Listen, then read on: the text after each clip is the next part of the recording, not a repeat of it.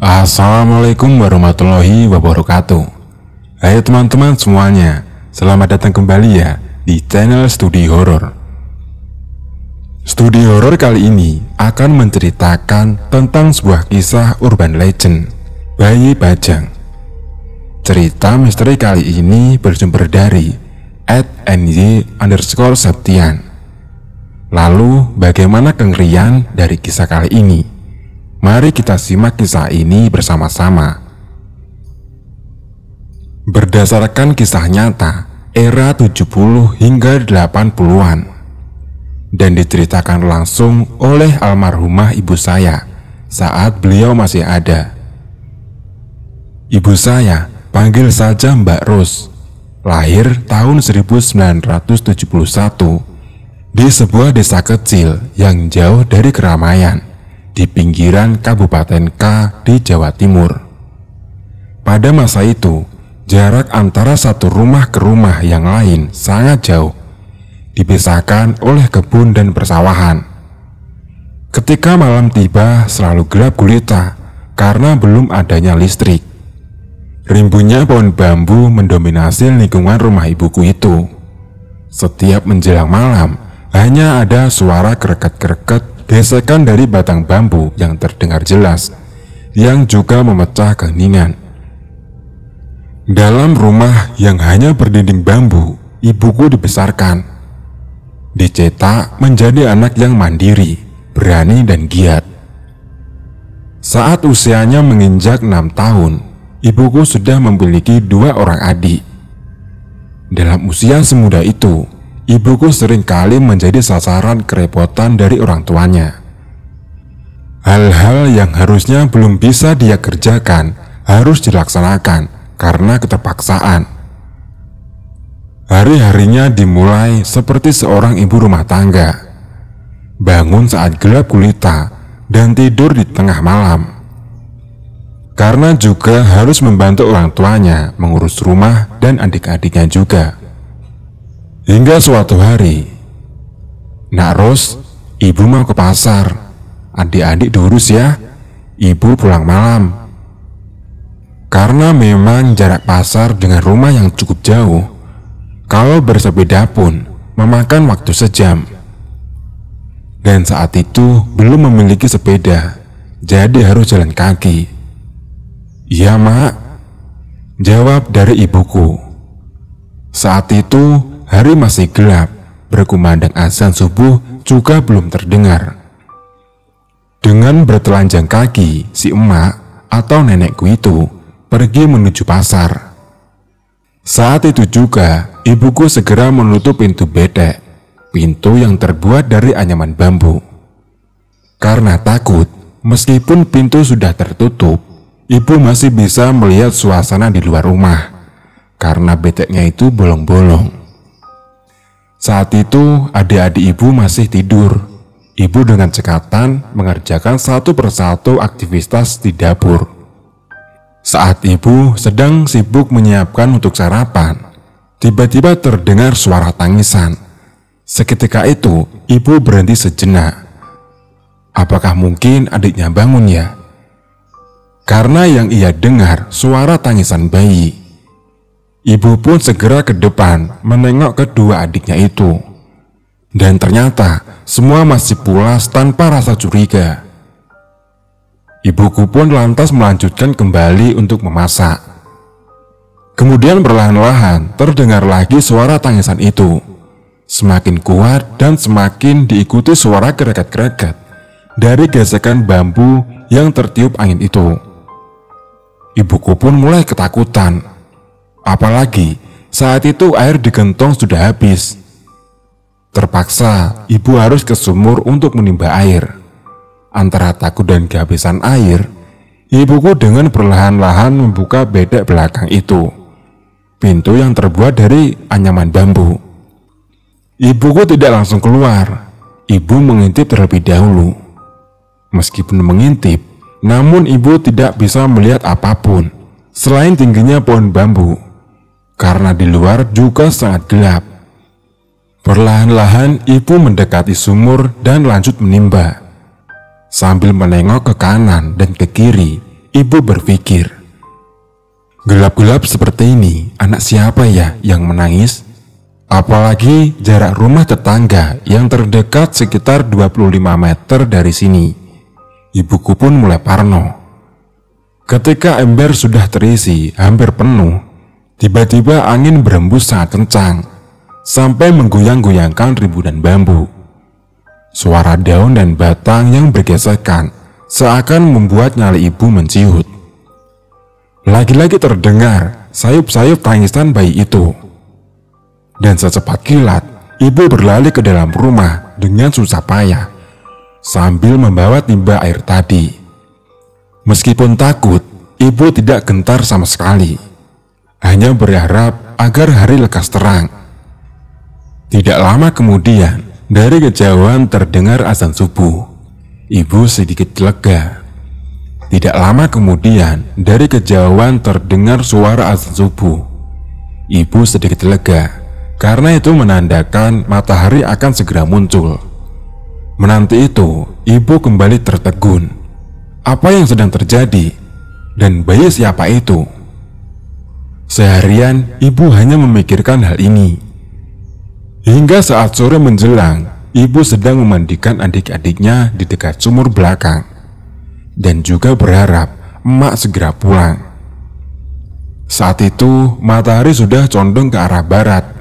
Gelap sedikit menyeruak. Dengan telaten, beliau memandikan adik-adiknya sambil bersenda gurau. Tidak dirasa, hari pun sudah mulai gelap.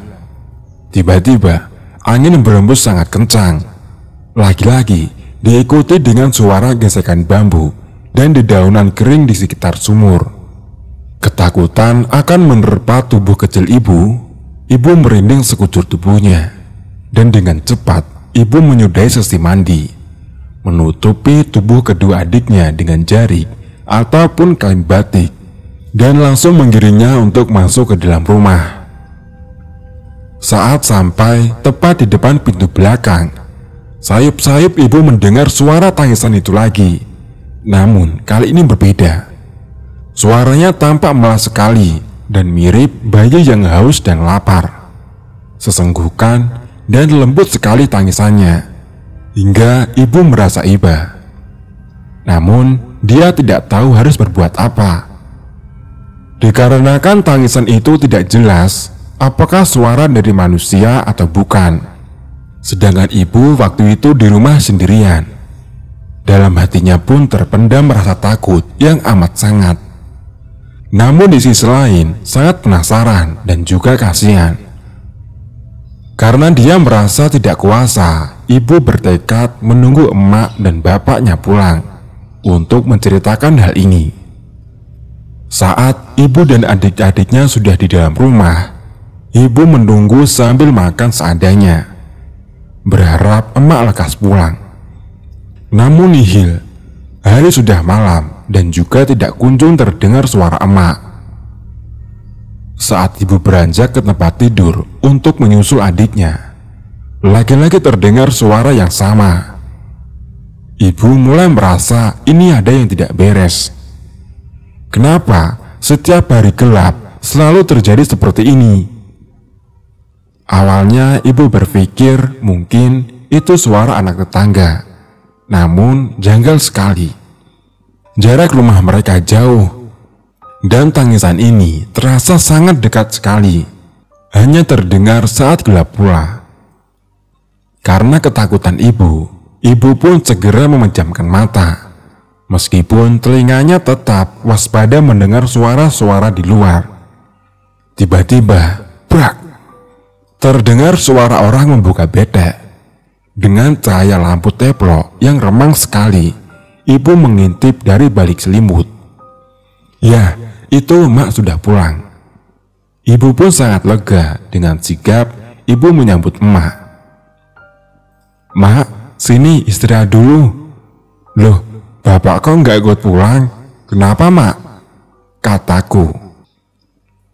"Bapak ke kota. Kalau nggak besok ya lusa pulangnya." Kenapa tiba-tiba nanyain bapak? Tumben. Emak pun balik bertanya. Dengan ragu-ragu, Mbak Ros berkata, "Mak, aku takut di rumah sendirian. Kalau pergi, Mbok jangan lama-lama toh."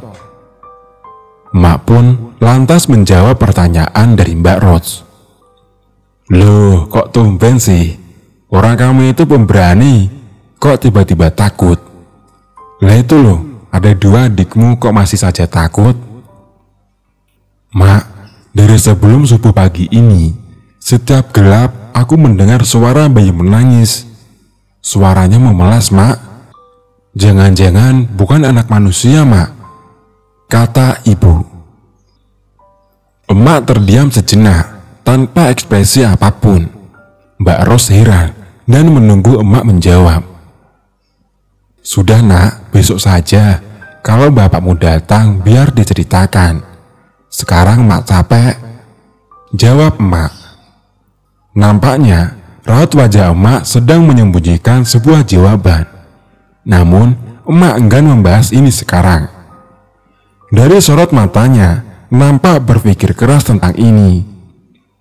Hingga tiba saatnya emak akan tidur. Tiba-tiba suara itu lagi terdengar. Dan kali ini ternyata tidak hanya aku. Emak pun mendengarnya. Hingga tiba-tiba dia terbangun, menoleh ke arahku yang mengira bahwa si bungsu yang bangun. Karena memang si bungsu masih berumur 2 tahun saat itu. Emak pun berkata, "Nak, apa itu yang kamu bicarakan tadi?" Tanpa menjawab, Mbak Ros pun mengangguk. Benar-benar mencekam. Suara tangisan itu melengking, memecah keheningan malam. Suasana rumah yang hanya diterangi lampu teplok membuat kami semua hanya saling menatap. Lalu emak pun berkata, "Sudah, sekarang ayo cepat tidur. Berdoalah, semoga besok bapak pulang ya." Mbak Ros pun mengangguk. Dengan hati yang tak karuan, Mbak Ros berusaha untuk tidur. Namun telinganya masih saja mendengar bayi itu menangis, seolah-olah meminta digendong dan haus. Tapi Mbak Ros tak bisa berbuat banyak. Dan saat tengah malam, si bungsu menangis karena mengompol. Mbak Ros pun hendak membangunkan emaknya.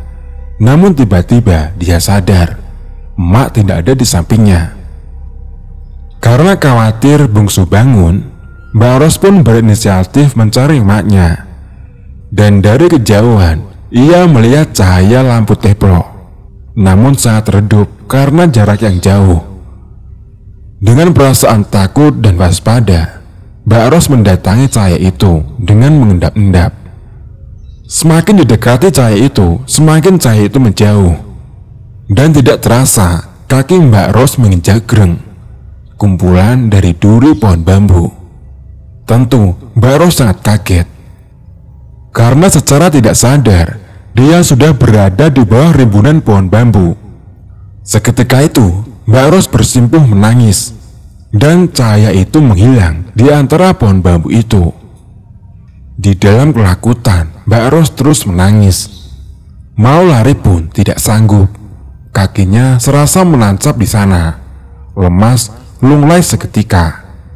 Tiba-tiba ada seseorang yang menarik lengannya. "Ayo berdiri, terus pulang." Tanpa melihat itu siapa, Mbak Ros tahu kalau itu suara emaknya. Dan dengan terseok-seok, Mbak Ros berjalan dengan setengah diseret oleh emaknya itu. Suara emak menutup bedek. "Wah, bagaimana toh kamu itu? Kok bisa sampai di sana itu ngapain? Ini tengah malam loh, gelap gulita." Sambil menangis sesenggukan, Mbak Ros pun menceritakan apa yang dia alami. Dari si bungsu mengompol hingga kenapa dia bisa berada di sana. Seketika itu, raut wajah emak berubah. Yang tadinya jengkel menjadi was-was dan juga khawatir. Lalu emak menyuruh Mbak Ros untuk membasuh tangan dan kakinya dengan air di gentong, berharap Mbak Ros akan segar kembali dan juga segera tidur. Kali ini emak merengkuhnya supaya tidak lagi tanpa sadar keluar dari rumah. Sungguh aneh kejadian malam itu. Hingga keesokan harinya yang diharapkan pun akhirnya tiba. Bapak yang lama dinantinya akhirnya pulang juga. Saat itu sudah hampir sore. Bapak pun disambut oleh ketiga anaknya. "Pak, capek tidak? Sini aku pijitin," kata Mbak Ros. "Alah, tumben, pasti punya harapan toh?" Mbak Ros pun tersipu malu mendengar jawaban si bapak. Lantas Mbak Ros kembali berkata, "Iya Pak, tapi Bapak jangan marah ya. Capek-capek aku malah mengadu." Bapak pun akhirnya menjawab, "Ya, Bapak nggak marah, asalkan tidak minta yang aneh-aneh." Lantas Mbak Ros pun berkata, "Aku nggak minta Pak, aku cuma mau mengadu." Lalu dari arah belakang, emak menyahut, "Iya Pak, tolong kalau bisa dituntaskan malam ini. Mumpung malam Jumat Legi Pak." Dan menurut kepercayaan di daerah kami, malam Jumat Legi adalah malam yang baik untuk berikhtiar. Bapak yang notabene adalah seorang tetua atau orang pintar sudah tidak kaget lagi jika emak tiba-tiba berkata demikian. Pasti ada yang tidak beres. Lalu emak pun menceritakan semuanya. Dan dengan tenang bapak berkata, Ya mak, coba nanti malam jabang bayi ini masih nangis lagi apa enggak? Kalau masih akan aku datangi, ku cari sampai ketemu." Bapak menegaskan, kalau anak manusia harusnya menangis tidak hanya malam atau gelap saja. Siapapun yang nangis karena haus dan lapar. Terus kalau anak orang, semakin hari harusnya suaranya semakin lemah karena tidak makan dan tidak minum. Apalagi sudah 3 hari ini. Pernyataan bapak masuk akal dan membuat Mbak Ros serta emaknya penasaran. Lalu emak menyuruh bapak istirahat dulu sebelum akan bersiap-siap untuk malam itu. Sudah beberapa jam bapak tertidur. Hari pun mulai gelap. Saat sayup, suara itu tiba-tiba terdengar lagi. Emak pun segera membangunkan bapak. Pak, bangun Pak. Itu loh, dengerin, bayinya nangis lagi." Dengan sigap, tiba-tiba bapak bangun dan tertunduk, seperti orang yang sedang bersemedi. Emak pun lantas menatap tajam sambil meraih Mbak Ros untuk mendekat. "Shh, dengarkan dengan benar, dari mana suaranya?" kata bapak. Mbak Ros pun menjawab, "Dari tempatku kapan hari itu Pak, aku ngikutin lampu teplok yang jalan sendiri di bawah rimbunan pohon bambu." Bapak pun terbelalak menatap Mbak Ros. "Loh, ada cahayanya? Wah, sepertinya benda ini perlu ditolong nak. Ayo siapkan obor. Mak, kamu di rumah saja ya, menjaga anak-anak. Ayo Ros, ikut bapak nak." Mbak Ros pun kaget, namun tidak mampu menolak.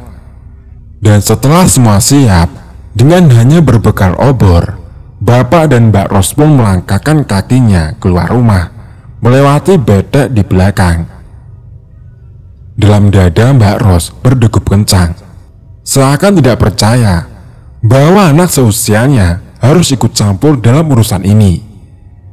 Setiap langkahnya Mbak Ros hanya tertunduk karena rasa takut yang tidak mampu untuk melihat sekelilingnya yang seolah-olah mengepung dan mengawasinya. Sepanjang jalan, bapak mengajak Mbak Ros untuk berbicara, untuk menghilangkan rasa takutnya. Setelah 50 meter, bapak pun lanjut berkata, "Shh, diam, kesini, dekat bapak nak. Dengarkan dengan benar ya nak, suara itu dari mana?" Sambil digandeng tangannya oleh bapak, Mbak Ros pun mendongakkan kepala. melihat sekeliling, dan memasang telinga. Suara itu terdengar sangat sayup-sayup, merintih menangis, dan tiba-tiba melengking sejadinya. Bapak pun kaget, mundur pelan-pelan, lalu meyakinkan Mbak Ros untuk menuntunnya ke arah tangisan itu. Dengan tangan yang berada di kedua pundak Mbak Ros, Bapak berjalan mengikuti di belakangnya. Meski takut, Mbak Ros berniat untuk menyudahi semua ini, dan hingga tanpa sadar, sampailah ia di tempat di mana tempo hari kakinya tertancap dan tidak mampu bergerak. Ya, tepat di bawah rimbunan pohon bambu, dengan dua bambu besar bersilang saling menghimpit. Lalu Bapak maju dengan memasang telinga. "Nak, di sini ya nak.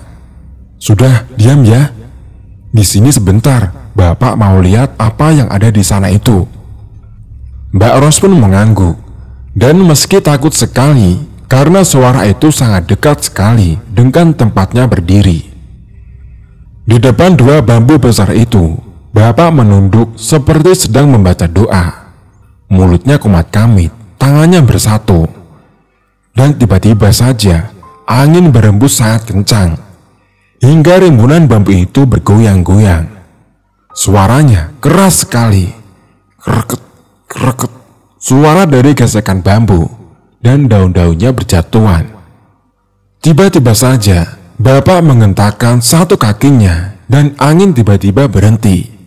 Lantas, Bapak lanjut berucap, "Aku cuma ingin tahu wujudmu.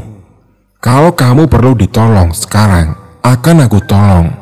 Aku akan melepaskan jeratannya." Tiba-tiba saja, dari celah dua bambu yang saling berhimpitan itu, terlihat sebuah bungkusan kain putih sebesar telapak tangan yang muncul begitu saja. Dengan hati-hati, Bapak pun mengambilnya, lalu meletakkannya di atas telapak tangan. Wah, sungguh luar biasa. Baunya amat busuk seperti bau bangkai. Namun Mbak Ros menahan diri, dan sampai akhirnya Bapak mengajak Mbak Ros untuk pulang, serta membawa bungkusan itu. Setelah sampai rumah, Mbak Ros pun segera masuk dengan membawa obor. Bapak menyusul di belakangnya, kemudian menyuruh emak untuk menyiapkan air di wadah dan ublik. Kemudian Bapak duduk, berkata, "Mak, habis ini bantu Bapak merawat benda ini ya." Setelah itu diletakkannya di meja. Bungkusan itu nampak jelas terpapar cahaya lampu teplok. Kain kafan putih dengan isi entah apa, yang jelas baunya busuk sekali. Bapak pun lantas menambahkan, "Jangan bicara macam-macam. Memang barang ini seperti ini adanya, perlu ditolong." Dengan hati-hati, Bapak pun membukanya. Mata kami semua terbelalak, kami tercengang. Karena ada janin bayi yang sudah membusuk dan gepeng karena terjepit di dalam kain mori itu. Dan kemudian Bapak lantas lanjut menjelaskan bagaimana bisa ini terjadi. Di rimbunan bambu tadi, anak ini mengadu ke Bapak kalau dibuang orang tuanya, ia mati digugurkan. Mbak Ros yang belum paham hanya dia mendengarkan, sedangkan emaknya menangis haru dan kasihan. "Kasihan mak, ayo ditolong, dirawat, dikuburkan dengan layak ya. Walaupun orang ini mati hanya tubuhnya, nyawanya masih hidup, mencari jalan pulang yang semestinya, dan membutuhkan doa dari kedua orang tuanya." Akhirnya, Bapak memandikan dan memproses orok tersebut dengan sebagaimana mestinya orang meninggal dunia. Karena Bapak percaya, janin yang meninggal sebelum dilahirkan juga akan tumbuh seperti bayi-bayi yang lain, yang lahir dengan selamat ke dunia ini. Jika janin itu anak laki-laki, saat menginjak usia anak-anak, dia juga akan meminta disunat dan dibelikan baju. Biasanya akan memberitahu lewat mimpi atau gangguan-gangguan semacam yang dialami oleh Mbak Ros waktu itu. Mbak Ros pun merasa lega karena misteri tangisan itu sudah terungkap. Dan meskipun saat itu masih kecil, namun Mbak Ros mengingat kejadian itu dengan jelas. Selain itu, pengalaman pertamanya juga karena sudah bisa hidup mandiri di tengah keterbatasan. Jadi, apapun yang terjadi padanya, Mbak Ros bisa mengingat dengan baik. Selesailah kisah urban legend dari bayi Bajang. Kisah-kisah legend yang pernah diceritakan oleh almarhumah ibu saya. Saya boleh minta Al-Fatihah buat ibu saya, khususon Ibu Rosmiatin ya. Dan yang pastinya ibu sangat senang sekali banyak yang ikut mendoakan. Terima kasih teman-teman semuanya sudah mendengarkan podcast Studio Horor ini hingga selesai. Dan jangan lupa untuk mengirim Al-Fatihah buat Ibu Rosmiatin ya. Wassalamualaikum warahmatullahi wabarakatuh.